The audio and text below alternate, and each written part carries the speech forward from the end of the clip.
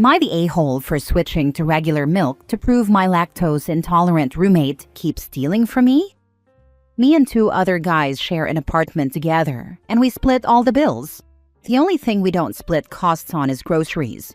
Everyone's in charge of buying their own food, and we don't touch whatever doesn't belong to us in the fridge. We put our names on everything, so no one gets mixed up. This issue has been going on for almost a year, and I'm sick of it. One of my roommates, Ray, keeps stealing my food. I get home from work and containers with my leftovers are sometimes missing. They have my name written on them, or my stuff finishes too quickly. My gallon of milk, for example. I buy almond milk because I like the taste, but it seems to run out after a week, even though I've only had it once or twice. I've confronted Ray about this lots of times, and it's caused a lot of arguments. He outright denies it and tells me I'm crazy, even though it's so obvious. My other roommate and I carpool together because we both work the same early morning shifts around the same area, so I know it's not him. It's always after we get back home and Ray's already left for work that I notice my food's gone. My roommates had a similar problem, but not as often as I do. I'm guessing it's because Ray doesn't like what he buys. The funny thing is, Ray buys a lot for himself and is even more stingy about his food. He will literally point out what's his when he comes back from grocery shopping and tell us not to touch it. Last week, my milk was nearly empty again, and I got fed up. I went to the liquor store and bought regular dairy milk. I drank what was left of my almond milk and refilled the gallon with the one I bought. This was to catch and prove Ray is the one stealing since he's lactose intolerant. The next day, Saturday, we get back from work and Ray is pissed. He yelled at me that he was stuck in the bathroom for 40 minutes with diarrhea because of my milk. He was using it to make a shake.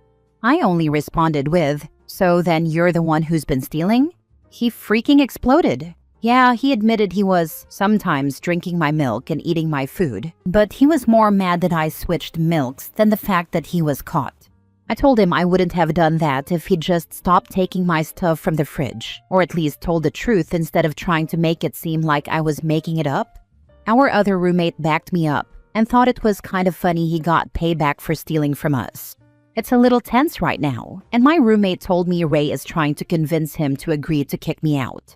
Little does he know, we're both looking to move somewhere else together because we are sick of his crap. I told some buddies what happened, and a few think I was an a-hole for that.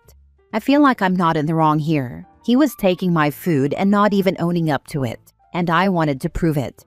Does that make me the a-hole? Now for the top comments. Not the a-hole. As you said, if Ray wasn't stealing your food, he wouldn't have had a problem. How dare you make me face the consequences of my own actions? Imagine a thief is used to burglarizing a home because all he had to do is punt the chihuahua to break in, and suddenly one day it gets replaced with a Rottweiler and the thief then complains to the homeowners how dare they get a new flesh-tearing dog. Basically his roommate. Not the a-hole. It's your food. You could have put your medicine in it, or even your pet's medication in it. You could have put a laxative in it, or even syrup of ipecac, and I would still say not the a-hole. When people steal food, lie about it, and don't replace it, they reap what they sow. Food is expensive, especially milk substitutes. Without replacing the food, he was essentially stealing money from your wallet. Oh yeah, it really is. I try to buy from grocery stores that sell all organic, so it does get pretty expensive. Not the a-hole. You can tell him you could have done something much worse like peeing in the milk, or putting vinegar in it. Instead, he went a somewhat more mature way by buying real dairy milk. I was gonna drink that milk too, so better it wasn't pee or vinegar lol. Not the a-hole. I read a story where something similar occurred. OP liked spicy food, and food thief ate it, then reported OP to HR for trying to poison him. Eventually, OP got fired after HR agreed with food thief. OP got a lawyer and story came out that HR and food thief were in a relationship. Company owner fired both offenders and hired OP back with increased pay. Dude sucks for stealing your food, and I would have done the same thing. Damn, that's wild. Damn, now I wish we could switch scenarios so I can get paid more instead of being stuck with him as a roommate. Next story. Am I the a-hole for not lending my sister-in-law money after she got the house that was supposed to be shared? Okay, so this has been eating at me, and I need outside opinions before I lose my mind. A few months ago, my late grandparents' house was finally handed over. For years, we were always told, literally by my grandma herself, that the house would go to all of us, as in shared between me, my siblings, and even my sister-in-law, my brother's wife. You know, family home vibes? So I never made any plans of my own when it came to housing. I thought I'd eventually live there, or at least have a stake. Well, turns out the will had one name, just one. My sister-in-law. Not even my brother, her. My mom says it's because she helped take care of my grandparents during their last years, which is true, but so did I, just less visibly. I don't want to sound petty, but it felt like getting kicked in the teeth. No heads up. No, hey, by the way, the house is hers now. Just silence, then surprise. Fast forward to now, my sister-in-law asked if I could lend her money for home repairs. Like fixing the roof or plumbing, I don't even remember. I just said, sorry, I can't right now. Which is true, but also, yeah, I don't want to help fund a house that was basically yanked out from under me. Now some family members are acting like I'm being dramatic or holding a grudge. Maybe I am, but wouldn't anyone feel weird about this? I didn't yell, I didn't make a scene, I just politely said no. So, am I the a-hole for keeping my wallet shut? It wasn't your house when your grandma was alive, and now you know it isn't going to be even a small part of your house anymore. It means now you need to save money for your own. Not the a-hole. Yeah, you're right. I think deep down I was still clinging to the idea that it would be our family home like my grandma always said. But I guess that chapter's closed now, and you're right. It's probably time I focus on building something for myself instead of holding on to what could have been. Thanks for the reality check. Not the a-hole. In what world do siblings have to help fund home repairs? It's not something that I have ever seen. She's acting very entitled to even ask, regardless of how she got the house. Sister-in-law gets the house, which means your brother does too, but all the other relatives expect you to put up the money? Yeah, I get how weird it sounds, but that's literally what happened. The title is under her name only, not even my brother's. And now that stuff needs fixing, people are saying I should help because it's still family property. Like, how is it ours again now that money is involved? It just felt like I got cut out when it mattered most. So yeah, I'm not super motivated to help out financially. No hard feelings, just boundaries. My stepmom, I was like 30 when they got married. I was all set as far as mothers go. Pulled something similar after my dad died. After the funeral, we found out she got the house, which, fair enough. I didn't expect his will to make her homeless. But then within weeks, she says she needs help with the mortgage and repairs, and some appliances that need replacing or some stuff. Coincidentally, I had just gotten a $5,000 life insurance check, which was the full extent of my inheritance. There shouldn't have been a mortgage. They drained their equity dry and pissed it away on vacations and luxury cars, while I was and am barely treading water, and she still had the gall to cry pauper. Sounds like your dad gave her the house so she couldn't escape the home equity loans they took out. I'd be wondering if she's the one who took them out, and this was his revenge, but we don't have enough information to say one way or the other. Next story. Am I the a-hole for not wanting to hang out with my husband's friend as a couple after his wife was a bridezilla and yelled at me? My husband was a groomsman in a wedding a little under 2 years ago. He was very close with the groom, but unfortunately, their friendship started falling off shortly after the groom started dating his now wife, because she's socially abrasive and has to be right in conversation, as if everything were a debate. She once yelled at my husband to get out when he walked into their house to use the restroom. He had the groom's permission while visiting. It ended up being an uncomfortable visit in the garage. Cue the wedding. The bride called me on our way to the venue. The bridal party was asked to arrive 2 hours early and asked me to pick up a sign-in book since it was overlooked. I was happy to help. My husband and I, one other wife, a friend of the groom, and a few other groomsmen were chatting during some idle time. When I heard the bride screaming at the top of her lungs that anyone not in the bridal party is not allowed to be in that part of the venue until the wedding begins. Being one of the 3 guests there, one of 2 with spouses in the bridal party, I was very embarrassed. There were no signs, no instructions, the valet never notified us, and security never informed us of this rule. I immediately wanted to leave and offered to pick my husband up when it was over. My husband was upset and said he would leave if they found it acceptable to treat me like that, but I told him to stay and chalked it up to her being stressed. I ended up sitting in my car for over an hour with the other wife and didn't feel fully comfortable for the rest of the night. We've seen very little of them since the wedding. They had a gender reveal and we didn't attend because my mom had just died a few days prior, and I was still an absolute mess. They were angry we didn't go and used it as an opportunity to talk badly about us. Since then, I've only seen her briefly in social settings where I try my best to keep my distance.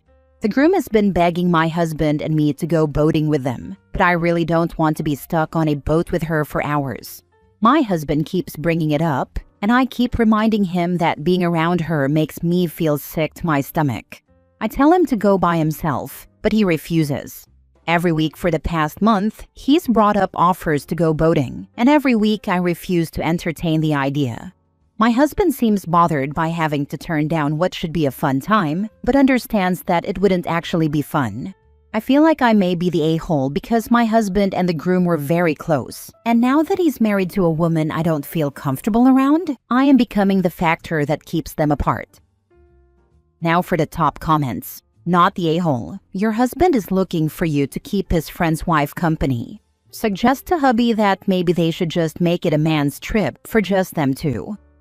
I do like this idea, but his wife is very much him against doing anything without her. She has to be there or it doesn't happen. Then he's going to learn the hard way that if he lets her treat his friends poorly, all he'll have left is her, which is a classic abuser tactic. I would tell your husband to keep inviting the groom to hang out, just the 2 of them, but you have no interest in spending time with someone so abusive, but that the both of you will always be there for him if he needs you. Not the a-hole, and it's time to tell hubby he needs to stop asking you. You shouldn't have to keep telling him no and reminding him how much you don't want to be around her. His buddy's inability to stand up to his wife and tell her he's having a hangout with his buddy without her isn't your problem. Hubby can go alone or not at all, but he needs to stop bringing it up to you. Those who are saying weddings are stressful and you should give her one more chance are ignoring her horrific behavior at the gender reveal. You had just lost your mother, and instead of offering deepest sympathy, she got mad at you and bad-mouthed you to friends when you didn't attend. That's a-hole behavior. She's shown her character, and you don't need to spend time with someone so incredibly awful. Your husband needs to back off.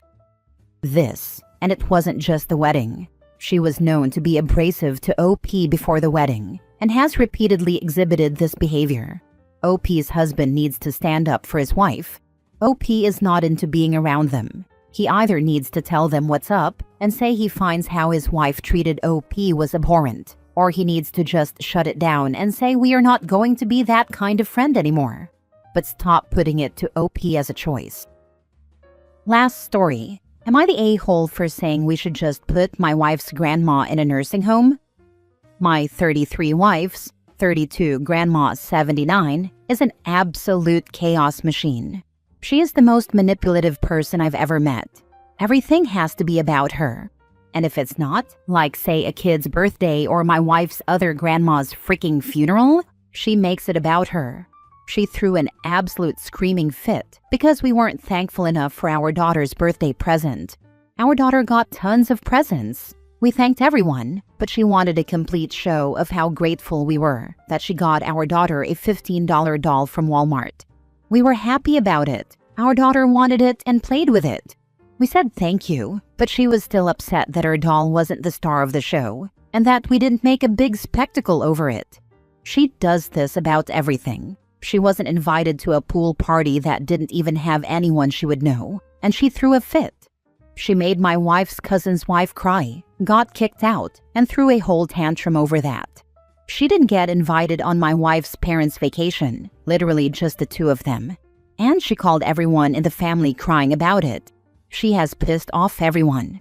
She does this kind of crap to everyone. She made a waitress cry and complains about the food everywhere she goes. The food is fine, it's her. It's embarrassing as heck. When she was in the hospital, we had to take turns sitting with her because she would otherwise refuse medication and then act like the nurses weren't giving her her meds. The family sent "I'm sorry" pizzas and cupcakes for every shift that had to deal with her. She has done so much crap that absolutely no one wants to deal with her at all. However, my wife's family believes she is their responsibility, and so they take turns caring for her instead of putting her in a home. No one is happy about it, but they just deal with it and try to placate her. Honestly, she's probably going to outlive us all out of spite.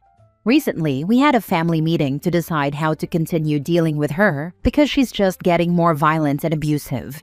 I suggested we put her in a home and be done with it. She is not out of her mind. She is fully cognitively fine.